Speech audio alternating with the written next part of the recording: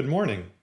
I'm Rick Whitten, and I proudly serve this congregation as Secretary of the Board of Trustees.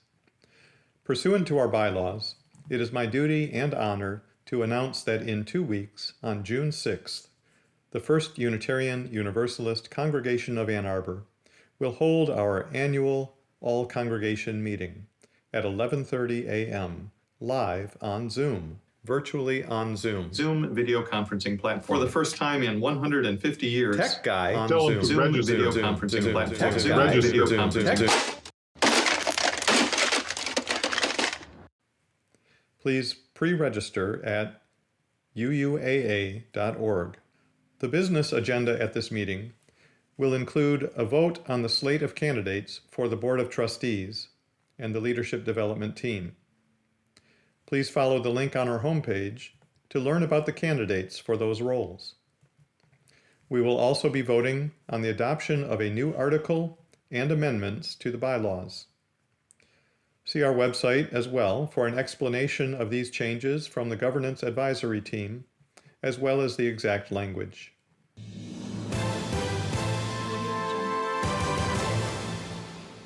Hey, my name is Greg Peterson. I just wanted to explain how absentee balloting will work at the upcoming congregational meeting. We will be posting on the UUAA website a link that will allow you to download a paper ballot, which you will then need to print and then sign. You can scan it using your home scanner, or you can take a photograph with your mobile phone and you could attach it to an email and send it to bot@uuaa.org. Thank you.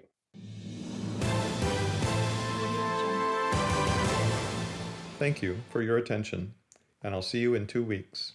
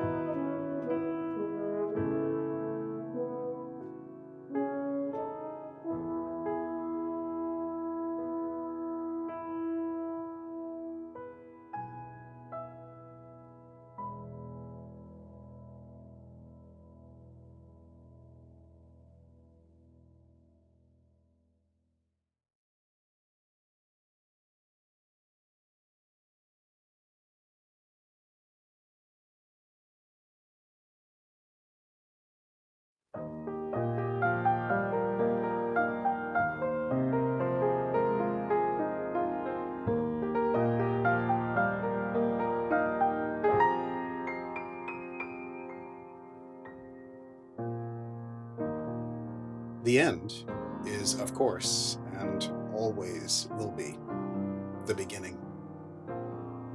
It is this way with circles, it's this way with generations, and it's this way with change.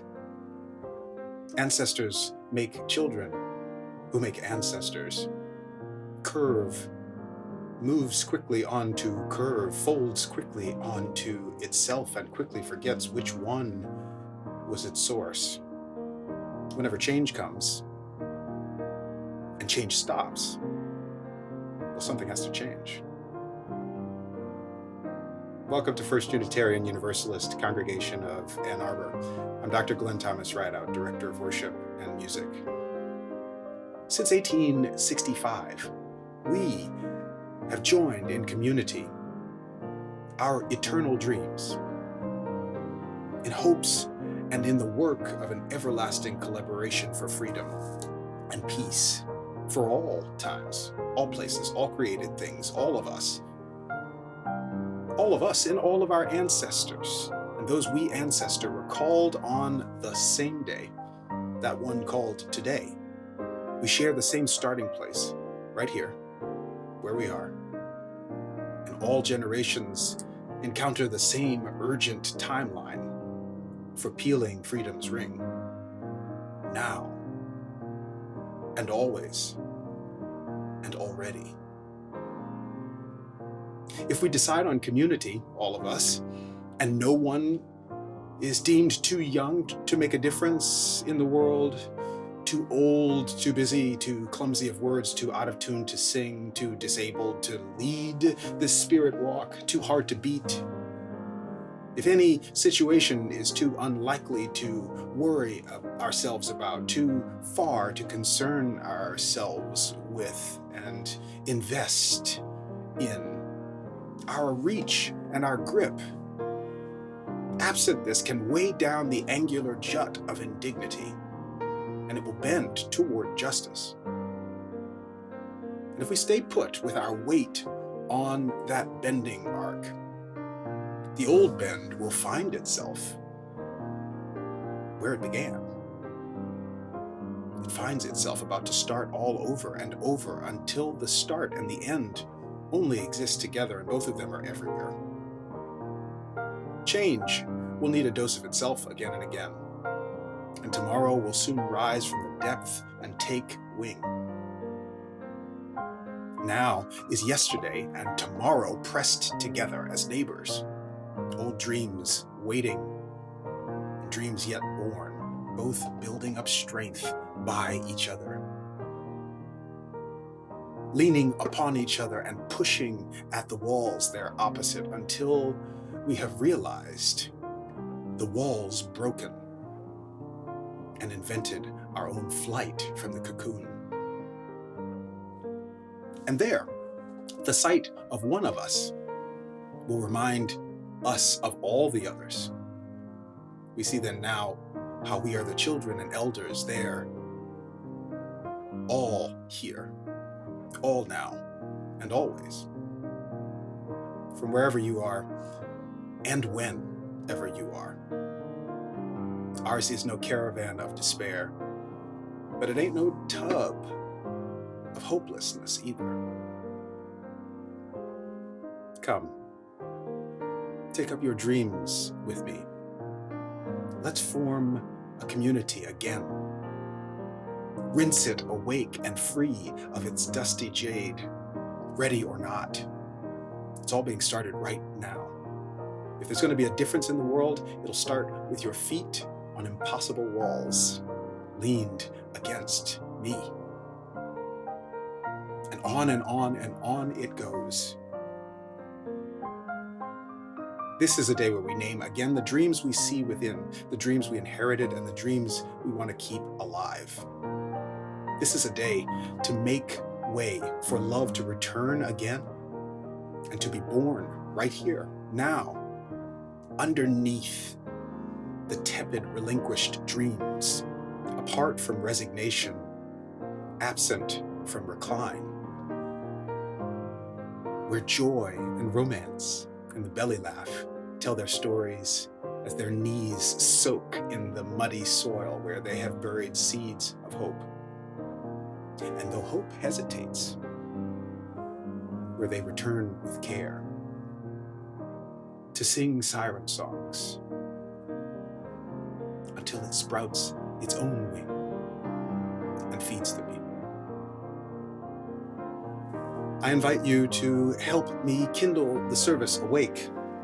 If there's a chalice nearby you, in your heart, in your hand, in your mind, in your presence, in your fingers, I invite you to start the flame with me. Imagine the flame of our community awakened, and it will awake.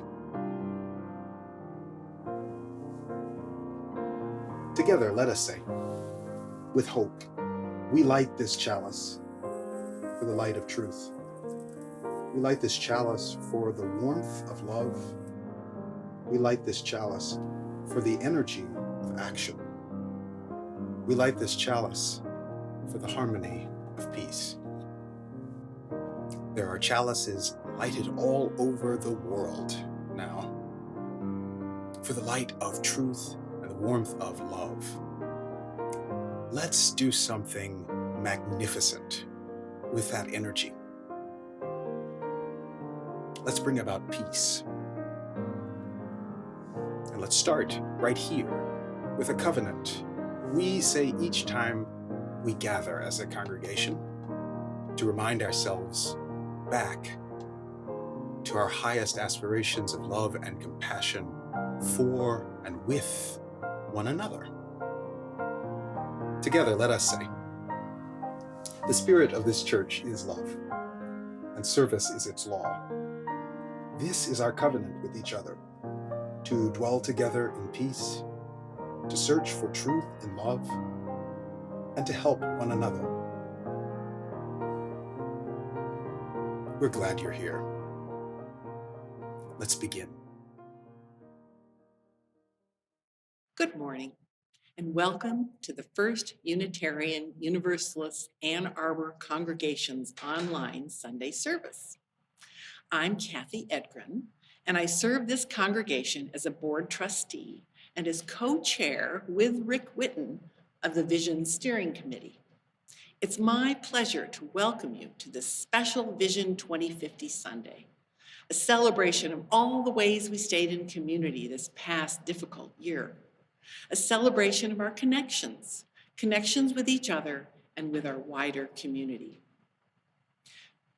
Today, I'm going to read a quote written by Howard Zinn that I first heard when Edie Croak read it at a book discussion group about the book Cast. And I was so impressed with it and saved it, and it very much bears repeating, particularly at these times. To be hopeful in bad times is not just foolishly romantic. It is based on the fact that human history is a history not only of cruelty, but also of compassion, sacrifice, courage, kindness. What we choose to emphasize in this complex history will determine our lives. If we see only the worst, it destroys our capacity to do something.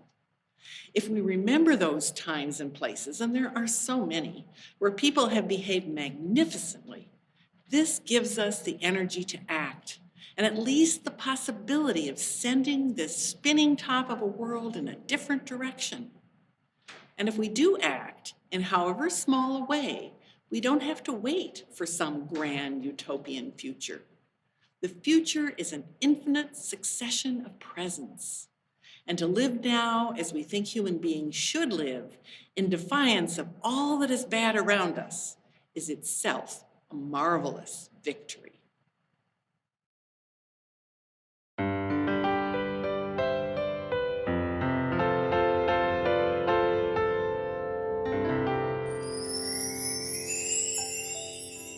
Vision 2050 story. Once upon a time, way back in the year 2020, The First Unitarian Universalist Congregation of Ann Arbor went on a journey we called Vision 2050. Vision 2050.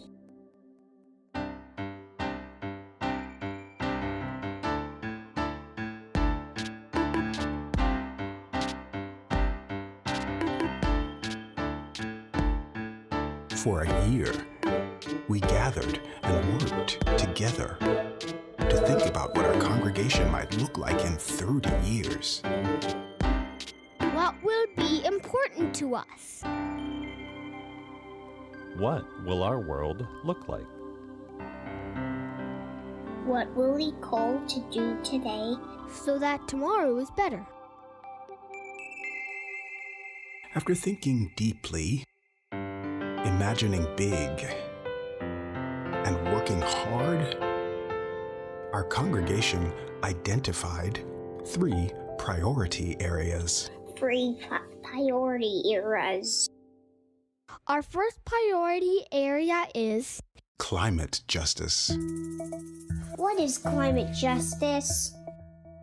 Climate is a word that describes the weather conditions in a certain place over a long time. It tells us if a place is usually hot and dry, or cold and wet, Or just something in between. our whole planet's climate is changing. In many places, that's causing hot temperatures, big storms, flooding, or fires. Climate justice means working to be sure everyone can live in a safe and protected environment with clean air, clean water, and healthy food. Climate justice is an important part of working for a peaceful, fair, and free world. our first priority area is how we care for each other and our planet. To always share with all our living things. That's right. Our second priority area is Anti-racism and anti-oppression. What is anti-racism? Race is a word that is used sometimes to identify people by the ways they are physically different. Things like skin color. Racism is when people are treated differently or badly because of their race. Anti-racism is about working to be sure that everyone is treated fairly. And it's about making sure we treat everyone fairly too. what is anti-oppression? Oppression is when people who have power use it to treat others in a way that's unfair, unjust, or cruel.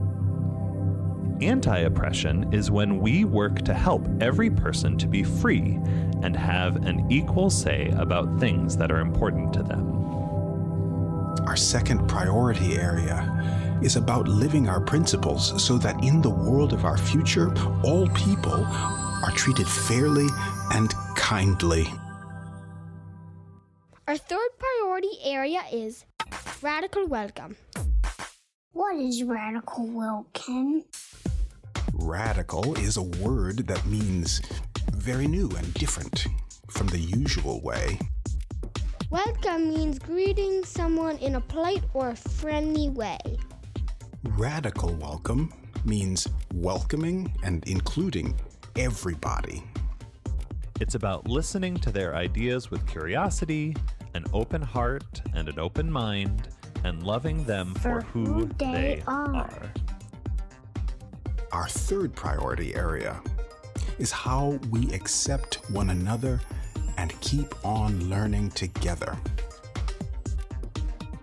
First Unitarian Universalist Congregation of Ann Arbor's 3 priority areas.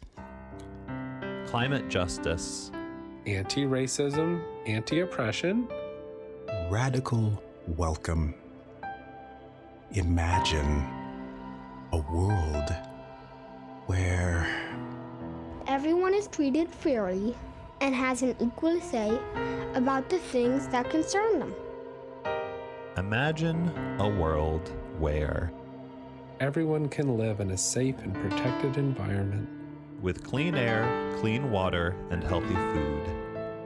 Imagine a world where Everybody is welcomed, listened to, and loved for who they are. Does that sound like a world worth working for? Yes. Begin.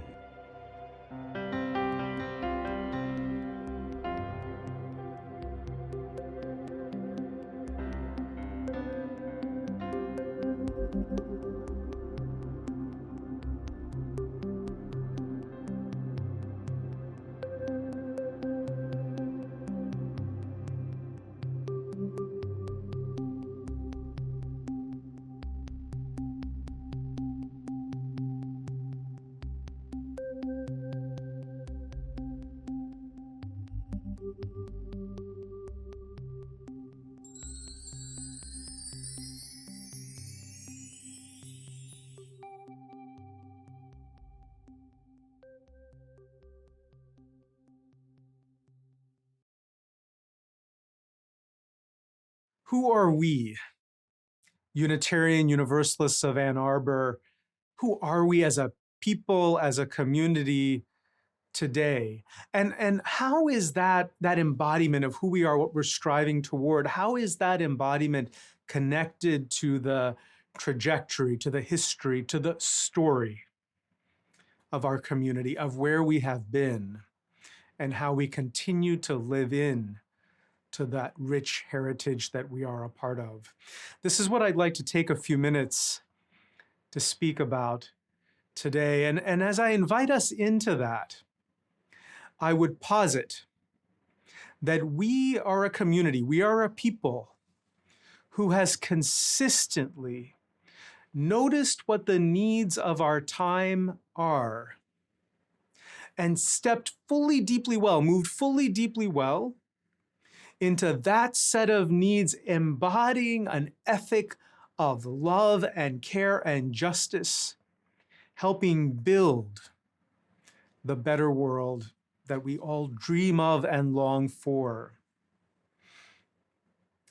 Some of you may not know, the founding history of our community is one that includes one of our key founding members in 1865 was one of the leaders of the Underground Railroad network, helping here in Ann Arbor create safe passage, safe way station for those who had formerly been slaves to continue traveling on to Canada.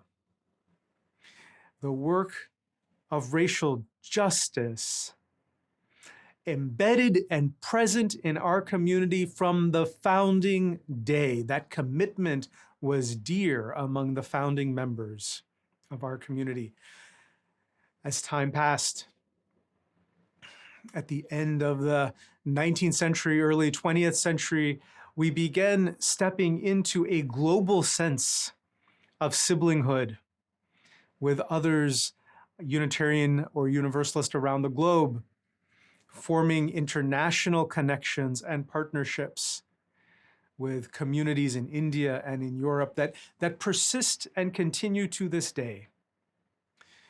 International partnerships and collaborations that transcended the global commercial model and focused on genuine friendship, relationship, shared values. A precursor, an essential piece of us being leaders in the founding of the religious humanism movement in the 1920s and 30s, a movement that pushed us in that evolving way, constantly learning and growing about ourselves, who we are as a species, who we are as a community, always in movement, always in service to ever-growing learning, discovery, living into all of that in pursuit of bettering our own lives and the lives of others, in service to the world around us, in service to others. A few decades later, in the 60s and 70s, unsurprisingly, We were a leading voice, speaking for peace, speaking for the well-being and safety of those who identified themselves as conscientious objectors to war and violence. We supported socially responsible investing during this era, a commitment which just in this past year, our Board of Trustees has embodied us to live into even more deeply as we have further deepened that commitment to socially responsible investing for our current endowments. We move on in the 70s and 80s, 1970s and 80s, to be a leading voice for first lesbian and gay dignity and equality, marriage equality, moving on so logically and lovingly to be a leading voice for what is now that whole alphabet, LGBTQIA+, all of those identities deserving dignity, the dignity of existence, the dignity of the journey and experiences, the ability to live a life free of oppression. That underlying impelling us seeing the injustices at the societal level, pushing us to be contemporary stewards of a commitment towards the modern sanctuary movement, supporting Latinx migrants who come to the United States, and in particular, Washtenaw County. Being a leading voice of not just caring for the dignity and well-being of other human beings, but for the planet of which we are interdependently a part. Environmental care and concern, a desire to be a leading voice in environmental justice and climate justice. In our midst, those commitments have been in our midst for decades. A windmill in our parking lot giving testimony to the deep care and concern we have for renewable energy, sustainability, a care for our relationship with the broader world. It's no surprise in this beautiful and deep history that spans over 150 years. It's no surprise that we continue to be that people who look toward and notice with a keen and caring eye what the current needs are, what the contemporary needs are of our society, and that we emerge out of a noticing of all of that in our ongoing, deepest, most passionate commitments.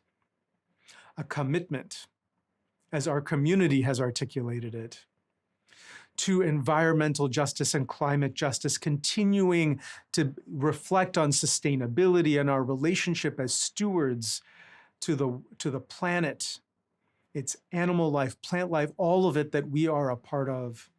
A core emerging priority area for our community. Equally so, a commitment to racial justice and working against all of the structures and patterns of oppression wherever they arise. Clearly articulated as a part of our community's story from its founding moments. Connected to all of that. A noticing of the profound divisions and othering in our broader society around us, inviting us, impelling us to articulate our commitment to being a community of radical welcome, one that looks at all of its structures, ways of being, our own behaviors and patterns, and how we might at times not embody the type of welcome, inclusion, accessibility that we know our broader society must begin aspiring toward. Our own commitment to begin building that and living into that here and now, a third equal priority area. We are the people who meet the needs of our day. As those decades and centuries evolve, we notice and move towards meeting the deepest needs of our day, not shying away from them. We do it with courage and commitment, knowing that that commitment matters. Every little bit of good we're able to do and bring alive in this world matters. I'm proud to be a part of that history, that deep and meaningful story, alongside you.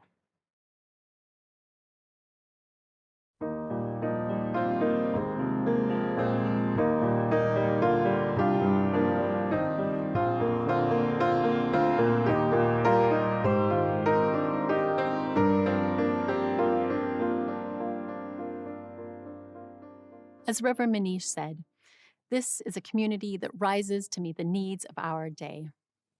This has been true throughout our history and has remained true throughout this difficult pandemic year. The needs of this time have been immense, and yet our community has risen to meet them with courage, commitment, resilience, and creativity. I want to share just a few examples of the many things that have been happening this past year. But since they only scratch the surface, I invite you to continue sharing your favorite examples in chat and during social hour. Of course, one of the biggest changes we had to make early on was closing our building. But while we couldn't use our building in the same way, we still made the most of our space and time. Our building manager, Don Hackney, has been hard at work, painting rooms, clearing trails, doing necessary upgrades and repairs, and working with a team of dedicated volunteers who've been keeping our gardens looking their best. People both inside and outside of our community have been walking the trails and taking advantage of our beautiful land. And if you come during the week, you might notice that there are groups of children hiking with their teachers or playing on our newly expanded playground. That's because throughout the pandemic, parents in the wider community have needed a place where they can allow their children to have supervised online schooling or daycare while they go to work. We've been able to help meet this need by offering more space to two of our renters, Community Daycare and Gretchen's House. Another way that our community has been serving children is by getting creative with the ways we keep our families connected.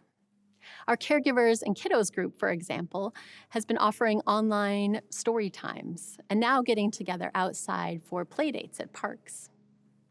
Our Spiritual Growth and Development program, led by Mark Van Kempen, our Director of Spiritual Growth and Development, along with countless volunteers and staff, have been working to offer families activity bags that they can take home, craft classes that they can do outside, Zoom classes that they can do online for all ages, and even fun events like Halloween events outside and an Easter chalice hunt on our land. Our Friday Fun Night team has also been working to create connective, multi-generational activities for our community. Things like the pumpkin carving contest that had over 30 entries, the love tree where people could leave messages of love and care for one another, decorating the outdoor winter altar, and handing out ritual bags with items that we could use during worship. In addition to keeping our multi-generational connections, our community has done a great job of keeping our many groups active and thriving with the help of our coordinator of congregational life, Kiana Danae Perkins. Many of our groups, from the humanist group to the writers group to prison books, immediately moved online and began to connect in that way and continue their good work. Groups like Partner Church have also fully embraced our new social media platforms, in their case to help give information and connection to our partner church in Transylvania.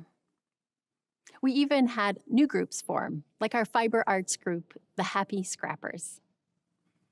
Our small groups ministry, Chalice Circles, and our men's and women's circles have also continued to meet. The Men's Council was able to offer 2 successful retreats, including a combination of small circles outside around campfires, as well as online meetings. The Outdoors Women Group also hosted countless successful walks across the region. They even partnered with the Racial Justice Arc to create Black History Walk and Talks through historically Black neighborhoods in Ypsilanti. This kind of innovative partnership is exactly what we hoped for when our community created the 2050 vision. You'll hear more from our vision team about the work that's going on in those 3 priority areas.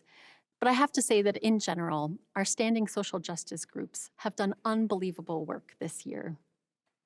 For example, our mindful eating team worked hard to create a safe way for volunteers to return to Farmer Bill's to help grow and harvest the food that food gatherers desperately needs for our wider community. Our Habitat for Humanity group also braved the weather and put in extra time to help our Habitat for Humanity Huron Valley catch up on work hours lost at the beginning of the pandemic, as well as make up for the many congregations who couldn't offer volunteers this year. In December, they celebrated all of their hard work with the new homeowner. And this spring, they're already back at it with new projects. Of course, I can't talk about social justice without mentioning the work that UU Civs did to help get out the vote during a critical and divisive election. A team of 54 volunteers showed up again and again to help people register to vote and apply for absentee ballots. They held 46 in-person events, mailed voting kits, drove elders to the polls, shared online resources, raised thousands of dollars, and partnered with several local and national groups to reach those who had never voted before, especially those in marginalized communities. I also know that so many of you, even if you weren't formally part of UU Civs, took their lead and helped to mail out postcards to potential voters, participated in national phone banks, shared resources online, and so much more. Our UUAA community showed up for justice in a big way, and it made a difference. Our community has also been showing up for one another when it was needed most. When the shutdown happened, our pastoral care ministry put out a call for Q Buddy volunteers, and so many of you signed up.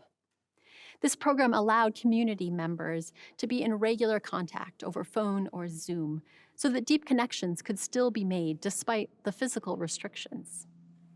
The pastoral care team also continued to provide meals, comfort shawls, cards, and other forms of assistance. Our ministry team, especially our Congregational Chaplain, the Reverend Theresa Rohlck, continued to offer pastoral care, lead rites of passage, send flowers, and more. It wasn't easy to find new ways to keep people connected, and that was especially true in our music ministry, as health officials quickly realized the dangers of in-person singing, and music directors across the country scrambled to figure out how to bring ensembles and musicians together in virtual ways. Our music ministry, led by our Director of Worship and Music, Dr. Glen Rideout, jumped in and did virtual choir and bell choir rehearsals, virtual performances in worship, and now are experimenting with new programs like inviting the community to come sing with the Chalice singers. The volunteer music ambassadors also immediately jumped in to provide meaningful ways for the various ensembles to continue connecting with one another in social and supportive ways. The talent in our ensembles, along with the artistry of Dr. Rideout, our Pianist-in-Residence, Allison Halerz, and our technology consultant, Mike Halerz, is visible every Sunday in our worship.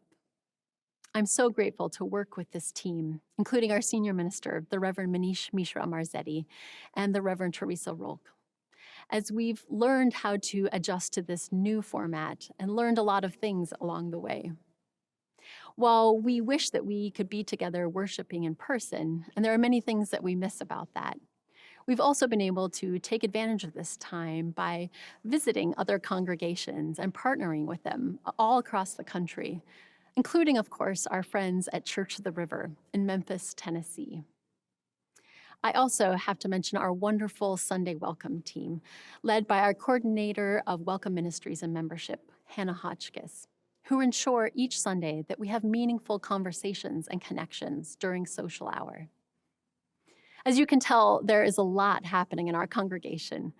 Sometimes it's so easy to be caught up in the moment that We forget to step back and appreciate just how large and complex and vibrant our community really is.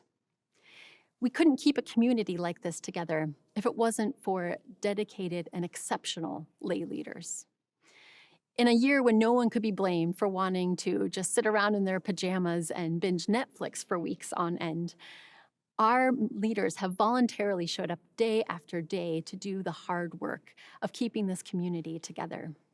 Leaders on our board, shared ministries team, leadership development team, living our values team, Vision 2050, and so many more.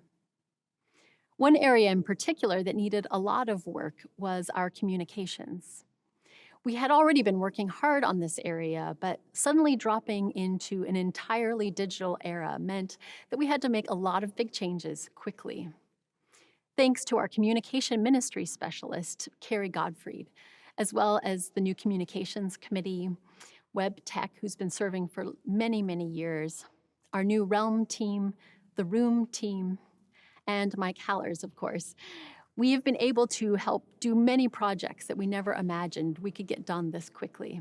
Everything from preparing to launch a new website redesign later this summer, to launching Realm, which is a comprehensive church management software platform, to overhauling our communication policies and adding new social media platforms, as well as a YouTube channel that have allowed us to reach thousands of people outside of our community.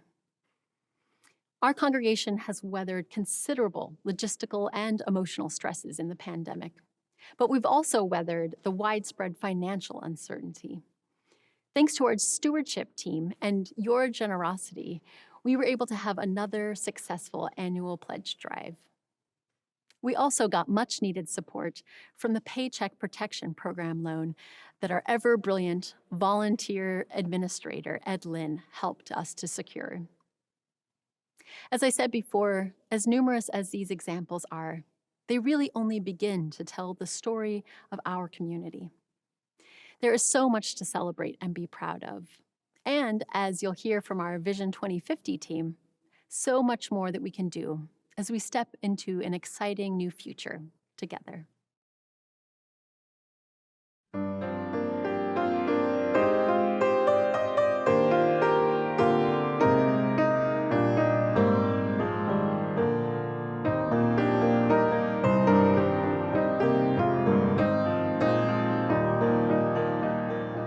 Hello, we're members of the Vision Steering Committee, and we'd like to give you an overview of what we've been working on.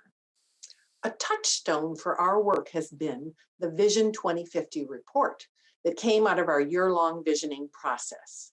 It serves as our North Star as we come up with a framework for vision action planning, a way for us all to work together on our chosen priorities.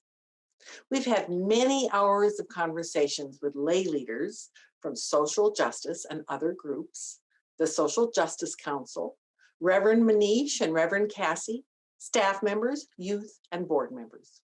We've been asking lots of questions about what support they need and getting feedback on some of our ideas. There is a willingness to try new approaches and an understanding that we are charting this path together.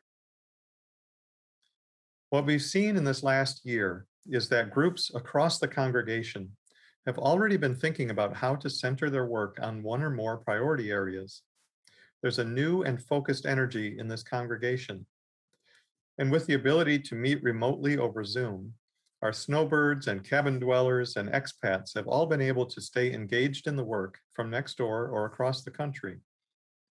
So, what is our vision for action planning? Well, we have some ideas we'd like to share with you now.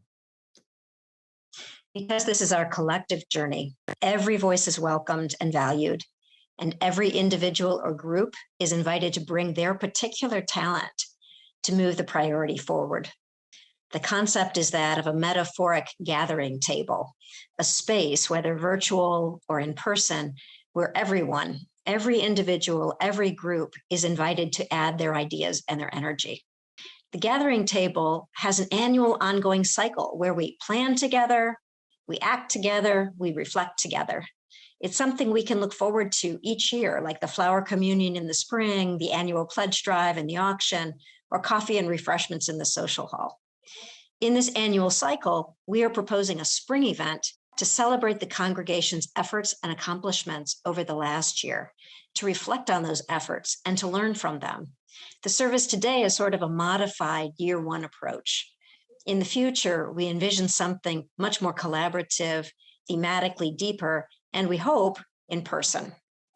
In the fall, we will be holding our gathering table planning event and invite the whole congregation, all groups, all individuals, to give their thoughts for the coming year for each priority area. Then we'll make sure that what comes from those planning meetings comes back to the entire congregation so that each of us can find our path, big or small, in what way we want to participate in those priority areas. And we can also be inspired by each other. There are many details of this process yet to be worked out. This is a 30-year plan after all. What's important is to make this an ongoing, inclusive, and iterative process, which is what our mentor and guide, Elandria Williams, described to us from the start. To support the work of the 3 priority areas, there needs to be some organizational structure. And this structure needs to be clear, flexible, and sustainable. And very importantly, not require more from our lay leadership or staff than can be expected or maintained. We're in the process of developing this structure and are researching historical and UUA documents and hope to develop clear roles and responsibilities to make it easier for everyone to work together, our lay leaders, our staff, our community partners, and our congregation as a whole. We're putting together a collection of recommended practices and resources to serve as a leadership resource to help the priority areas and groups work together collaboratively and effectively. We're calling this the Priority Area Playbook. Each of the 3 priority areas has been clarifying its own mission and work, and each is at a different stage in this formation process. So let's take some time to get a little taste of what's going on in each priority area right now. Good morning. I'm Janine LaPrade, and I'm here with Ed Lynn to provide an update on upcoming activities in the climate justice priority area. Environmentalism and sustainability have been a priority for over 20 years, so we have a bit of a running start on our Vision 2050 goals. We have already done a lot of work on LED lighting, solar and wind energy, and other initiatives. What we didn't have was a way to organize and track our climate work. The UUA's updated and expanded Green Sanctuary Certification Program, called Green Sanctuary 2030, provides an organized way to do this. Early this year, a group from the congregation heard a presentation on Green Sanctuary 2030 and resoundingly supported using this framework for our climate justice work. The mission of Green Sanctuary addresses all 3 of our congregation's priority areas and aligns well with our congregational vision. The program does 3 things for us. It helps connect us with other UU congregations so we can easily exchange ideas and share resources. It also supports us in engaging in planning and action with many groups inside and outside the congregation. And it provides us with a UUA guidance committee for feedback and suggestions on our plans. Because we became a Green Sanctuary congregation in 2003 with a more limited program, we are now working toward recertification. The new program most notably includes working toward climate justice by collaborating with marginalized communities most impacted by, but least responsible for the climate crisis. To help organize us, in the past year, students from the University of Michigan Graham Sustainability Institute worked with us to create a sustainability report for UUAA. Their report spells out multiple ways we can decrease our carbon footprint, and we are already studying how we can best implement the recommendations. The Graham Institute study and Green Sanctuary information are available on UUAA.org, and we hope everyone will read it and be inspired to join our work. We're planning to collaborate with internal groups like the Mindful Eating team and the SGD staff and we'll be identifying which external community partners we might work with to have the greatest impact. There is a lot to get started on. Stay tuned for some upcoming learning and brainstorming sessions, as well as the formation of a steering team to move us forward on all of these fronts. We invite anyone who is ready to dig into the work of the climate justice priority area to consider joining us. Please contact us at climate@uuaa.org for more information and to share your interest. It's time to step up our commitment to climate action and justice, and we think Green Sanctuary 2030 will help us get there with your help.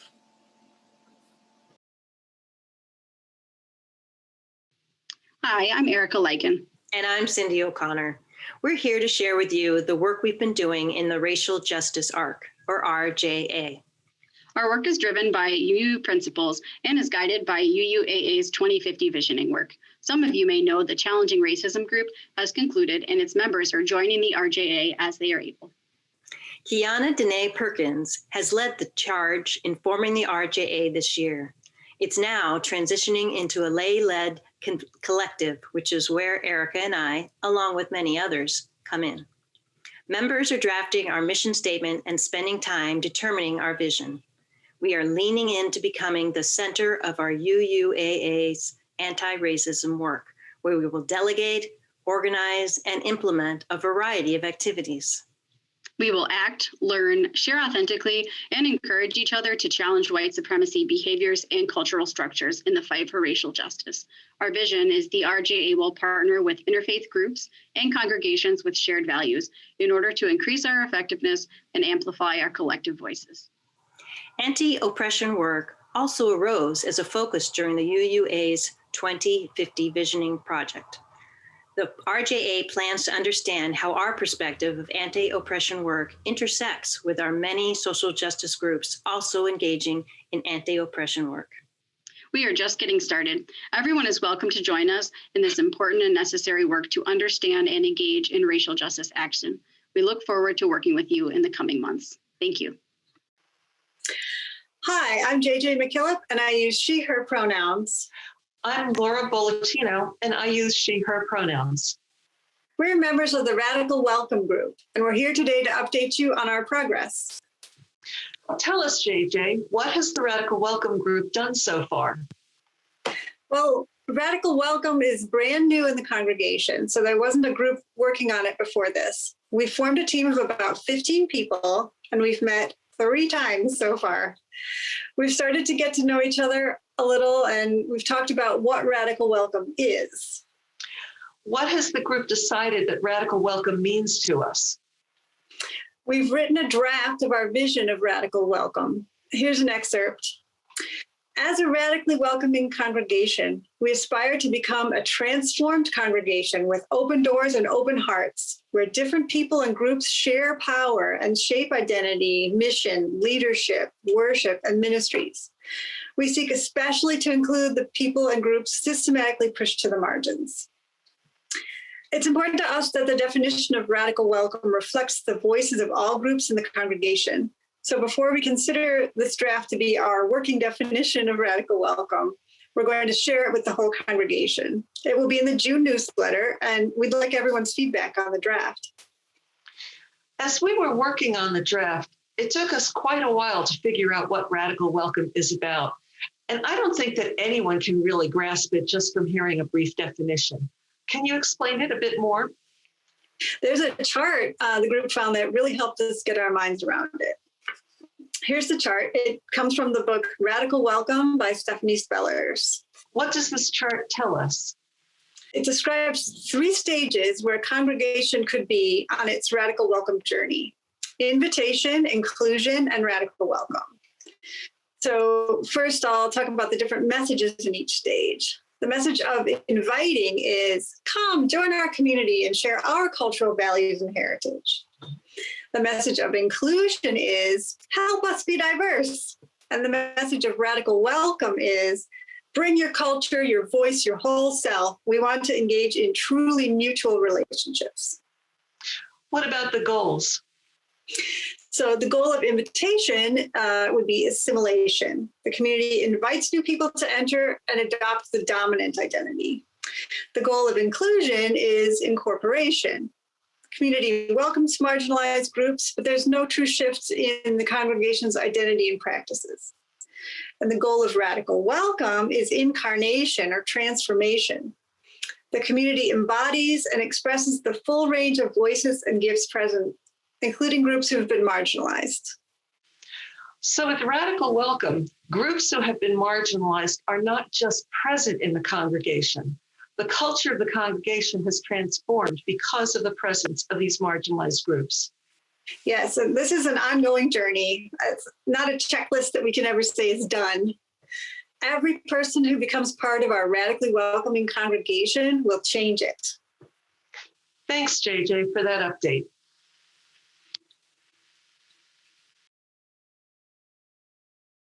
The Vision Steering Committee is looking forward to partnering with the Social Justice Council and the lay leaders of the 3 priority areas to plan the fall gathering table events.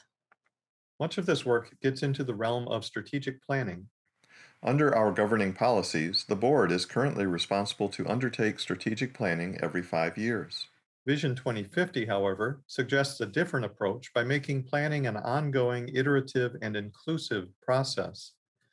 And this would move much of the decision-making about the congregation's goals from the board to the congregation.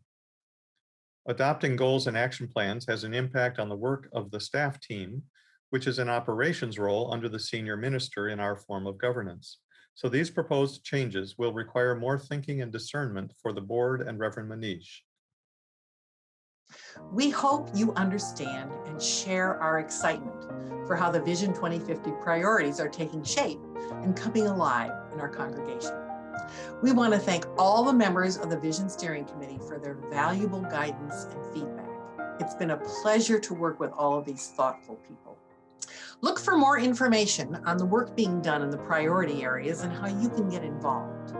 Everyone is welcome, and we are striving to help all members of our congregation get involved in whatever way they can, joining one of the groups working on a priority area or helping some afternoon on a project. And if you'd like to join the Vision Steering Committee and help us continue the action planning work, we'd love to have you. Send us an email at vision@uuaa.org. And please join us after the service in the social hour, where members of the Vision Steering Committee will be around to answer your questions. Thank you.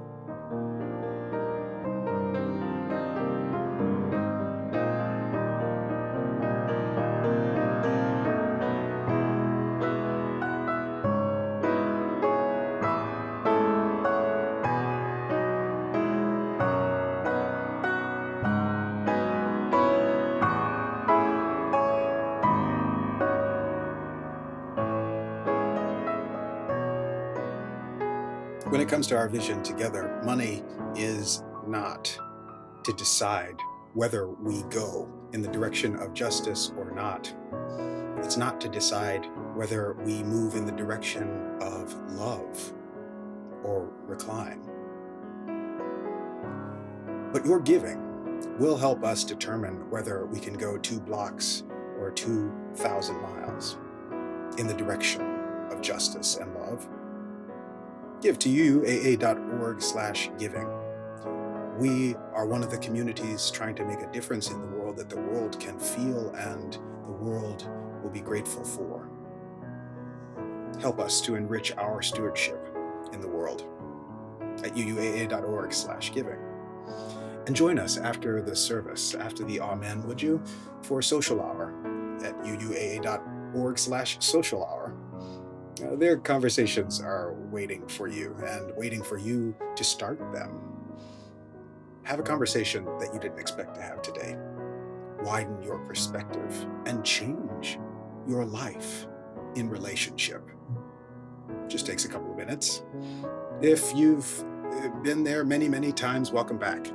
And if you're a newcomer and you'd like to spend more time with other newcomers or have someone from our congregation available to answer questions, we'd be happy to work to make you feel at home. All you have to do is let the moderator know as soon as you get into the room. Where is the room, you ask? UUAA.org/social hour. I invite your care for the community there and your curiosity. Now, friends, as the service amongst us is ending formally, remember that the work has already begun in our hearts and in the world. May it continue ever to be so. May the days ahead greet you with options for laughter and joy you cannot resist. And may they strengthen your walk and give buoyancy to your step. May they give heart to your roll. May they give a strut to your walking stick. And as we part ways, let us always be together in the memory of this, our common flame, and our promise to be together when the difference is made in the world, and to have something to do with it ourselves. Go now with added strength in your feet to see every next now. And may all those nows greet you back with a harvest flight of wisdom, blessing, and peace. Until next time, dear ones. Amen, and blessed be.